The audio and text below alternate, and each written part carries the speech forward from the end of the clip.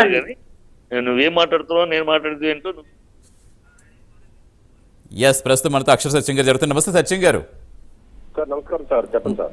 Yes నమస్తే అండి, చెప్పండి. అంటే ప్రస్తుతం అంటే ఇది ఇప్పుడు చర్చ కదా, ఎప్పటి నుంచి ఉన్నదే. ప్రస్తుతం మనకి గేమ్ చేంజర్ ఈవెంట్కి సంబంధించి ఎంత భారీ ఎత్తున చేస్తున్నారో చూస్తున్నాం. అంటే ముందు కూడా ఇది ఒక సంకేతంలా మారుతుందా? భారీ ఈవెంట్స్ అక్కడ జరిపే అవకాశం ఉందా?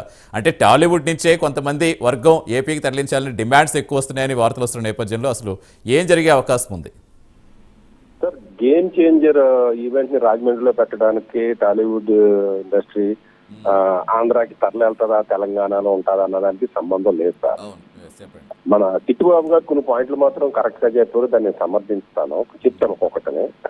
అసలు చెన్నారెడ్డి గారి ప్రభుత్వం 89, 94 అంటే 89 నుంచి 91 వరకు 2 సంవత్సరాలు ఉన్నారు ఆయన పెట్టిన కృషి వల్ల సినిమా ఇండస్ట్రీ చెన్నై నుంచి హైదరాబాద్ వచ్చింది. కానీ ఎవరో వివక్ష తెలుగు మీద పిచ్చితోటి ఎవరో రాలేదు సార్. వాళ్ళు ఇచ్చిన బెనిఫిట్స్ గురించి, స్థలాల గురించి, స్టూడియోలకి ఇచ్చిన స్థలాల గురించి, ఆ ఫైనాన్షియల్ బెనిఫిట్స్ గురించి వచ్చారు.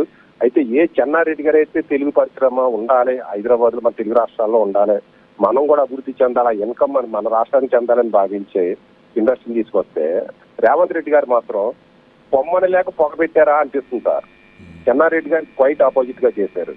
అట్లాగని ఇప్పుడు ఎందుకంటే ఇప్పుడు మీరు ఇంత ముందేదో అన్నారు, ఇది ప్రజా శ్రేయస్సు కోసం, ప్రజల మానవ మర్యాదలు, ప్రజల ప్రాణాలను రక్షించడం కోసం రేవంత్ రెడ్డి గారు యాక్షన్ తీసుకున్నారన్నారు, ఒప్పుకుంటా.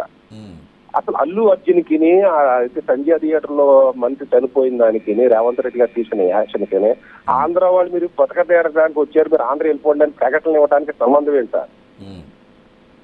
కానీ అల్లు అర్జున్ మీద విరుచుకుపడ్డ తెలంగాణ నాయకులు కానీ, కాంగ్రెస్ నాయకులు కానీ, ఆ పోలీస్ ఆఫీసర్ చేసిన ప్రెస్ మీట్ కానీ, కాంగ్రెస్ ఎమ్మెల్యే చేసిన ప్రెస్ మీట్ కానీ ఖండించకపోవడం చాలా దురదృష్టం సార్. ముందు హైదరాబాద్ యొక్క భావజాలం, మాధవరెడ్డి గారి మంచి అయినా కోపరాదు అనుకుంటున్నాను. హైదరాబాద్ భావజాలం మాట్లాడితే ఆంధ్ర వాళ్ళు మీరు వెళ్ళిపోండి అనే భావజాలం ముందు చాలా ప్రమాదం. ఇప్పుడు వచ్చిన ప్రాబ్లం ఏంటంటే సార్, ప్రపంచంలో అందరూ కూడా కష్టపడి సంపాదించున్నారు అనుకుంటారు, సినిమా వాళ్ళు మాత్రం అప్పనంగా చెప్పారు సంపాదించేస్తున్నారు అనే భావజాలం రేవంత్ రెడ్డి గారిలో కానీ లేదా జగన్మోహన్ రెడ్డి గారిలో కానీ ఉంది సార్. ఇప్పుడు రేవంత్ రెడ్డి మీద కోపం తోటి ఆంధ్ర వచ్చి ఇచ్చారు అనుకుంటాం సార్ సినిమా వాళ్ళు. మళ్ళీ జగన్మోహన్ రెడ్డి గారు సీఎం అవుతే ఎక్కడికి వెళ్ళిపోవాలి చెప్పండి? ఏ బంగాళాఖాతంలోనో మళ్ళీ ఇల్లు కట్టుకుని ఉండాలి. అది రేవంత్ రెడ్డి దానికి సంబంధించి ఆల్రెడీ క్లారిటీ ఇచ్చారు కదండి ఇక్కడ ప్రభుత్వాన్ని. ఇప్పుడు రేవంత్ రెడ్డి గారికి సంబంధించి కూడా ఆ రోజు మీటింగ్ జరిగినప్పుడు కూడా బయటకు వచ్చి చెప్పారు కదా, సినీ ఇండస్ట్రీని ప్రపంచంలోనే ఒక హబ్ గా మార్చడానికి హైదరాబాద్కి ఏం కావాలో చెప్పండి, దానికి సంబంధించి చాలా పెద్ద కోణంలో వెళ్తున్నాం, అసలు చాలా చిన్న ఇష్యూ అని సినీకి సంబంధించిన పెద్దలే చెప్పారు కదా సార్. మాటలు ఎందుకు సార్? తెలంగాణ వాళ్ళు ఆంధ్ర వాళ్ళు పరకడానికి వచ్చారు, మీరు ఇక్కడ మీకు ఇక్కడ పని ఏంటి, మీరు వెళ్ళిపోండి అనే స్టేట్మెంట్ దేనికి సంకేతం సార్? ఒక చిన్న ఇష్యూని పొమ్మంటానికి అల్లు అరవింద్ యొక్క హెడ్వైటా లేకపోతే ఇగోనా లేకపోతే తెలుగు తక్కువతనాన్ని వీళ్ళు వాడుకున్నారా అని నాకు అనిపిస్తుంది సార్.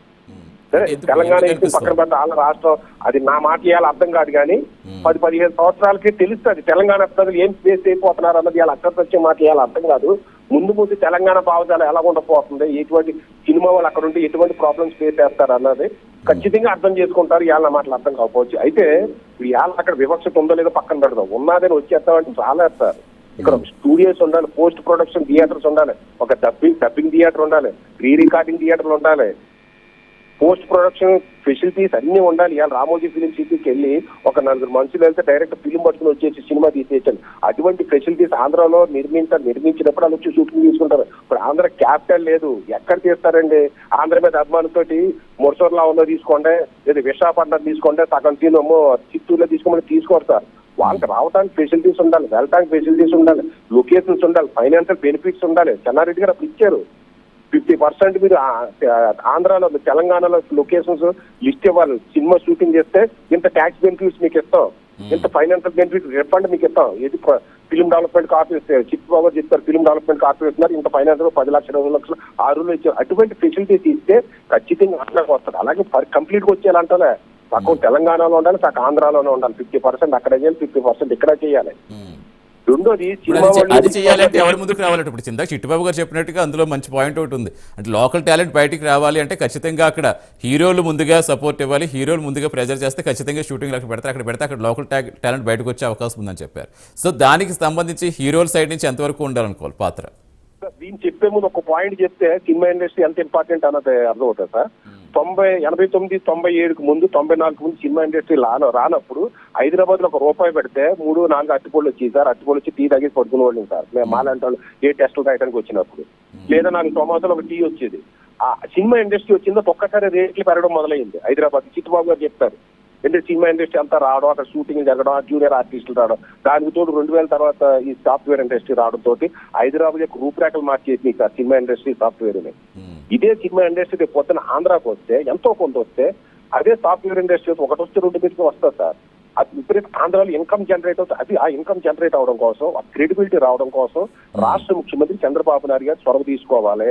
చొరవ తీసుకున్న సినిమా వాళ్ళందరూ పవన్ కళ్యాణ్ గారు ఉన్నారు కాబట్టి ఆయన ఇన్ఫ్లుయెన్స్ ని, చిరంజీవి ఇటువంటి ఇన్ఫ్లుయెన్స్ ని ఏదో ఒక నాగార్జున గారినో లేదా దగ్గుబోతు సురేష్ బాబు వాళ్ళందరూ పిలిచి, ఎందుకంటే ఒకప్పుడు వాళ్ళందరూ ఆ చెన్నై నుంచి ఆంధ్ర రావడానికి ప్రముఖ పాత్ర వహించేవాళ్ళు. మీకు ఈ ఫెసిలిటీస్ ప్రొవైడ్ చేస్తాం, మీరు మాకు 50% ఇక్కడ ప్రొవైడ్ చేయండి. మీకు ఏ ప్రభుత్వం వచ్చినా మీకు నష్టం జరగకుండా ఒక శాశ్వతమైన యాక్ట్ తీసుకొస్తున్నా అన్నది ఉండాలి. కానీ లేకపోతే మళ్ళీ వచ్చింది జగన్మోహన్ రెడ్డి వచ్చి, ఇది మన ఎవరు మాధవరెడ్డి గారు చెప్పినట్టు మీరు ₹3 టికెట్ అమ్మంటే మా ఎంఆర్ఓ మా కలెక్టర్లు అంటే థియేటర్ దగ్గర కాపలా కడతారు. ₹3 అంటే అవి ఎందుకు పని చేస్తారు? అలా ముందు పోవాలి సార్. మొట్టమొదటి ఏంటంటే సినిమా వాళ్ళు చాలా కష్టపడతారు సార్. వీళ్ళు అనుకుంటారు సినిమా వాళ్ళు ఊటిని కూకు తినేసుకున్న 70 కోట్లు డాక్టర్ గారి దగ్గర చేసినప్పుడు రాత్రి 1 గంట వరకు 2 గంటల వరకు మెలుకుంటూ వస్తారు. ఆయన చిట్టుబాబు గారు చెప్తారు, సిట్టింగ్ స్టోరీ సిట్టింగ్ తోటి డైరెక్ట్ సిట్టింగ్ ప్రొడ్యూసర్ మరి తెల్లవారు 3 గంటలు ఓపెనింగ్ వెళ్ళిపోయేవాడు ఆయన.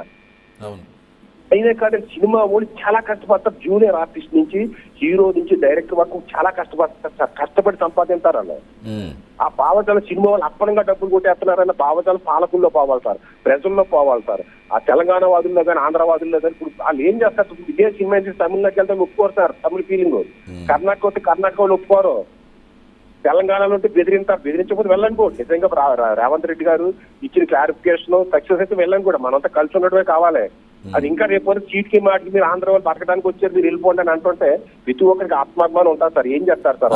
ఆస్తులు ఉన్నాయి కాదు అలాంటివి. ఇప్పుడు అలాంటి భావజాలం ఎక్కడుంది? ఇక ఆంధ్ర తెలంగాణ అనే భేదాలు ఇప్పుడే ప్రస్తుతానికి ఎప్పుడు లేవు కదా, ఎప్పుడో సమస్యపోయినాయి. అంటే కావాలని కొన్ని రాజకీయ పార్టీలు పైకి తీసుకొస్తున్నవి రాజకీయ ప్రయోజనం కోసమే, కానీ ప్రజల మధ్య ఎక్కడుంది సార్? ఒక police officer, suspended police officer press meet పెట్టాడు sir. Congress MLA press meet పెట్టాడు సార్. ఆంధ్ర వాళ్ళు మీరు ఆంధ్ర వెళ్ళిపోండి, మీకు ఇక్కడ పని ఏంటని. దాన్ని ఖండించండి సార్ కాంగ్రెస్ నాయకులు. చెన్నారెడ్డి గారు కృషి చేస్తే వచ్చిన ఇండస్ట్రీని మీరు ఇట్లా చేస్తే ఎట్లా సార్? నేను అల్లు అరవింద్ సమర్థించలేదు, అది అర్జున్ నేను సమర్థించలేదు సార్. ఖచ్చితంగా అతను తప్పు ఉంది సార్, పోలీసులు కూడా తప్పు ఉందిగా.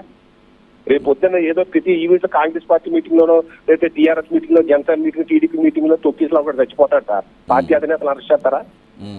ఇంకేంటి తప్పులే, అందరికీ ఇంప్లిమెంట్ చేయాలి కదా.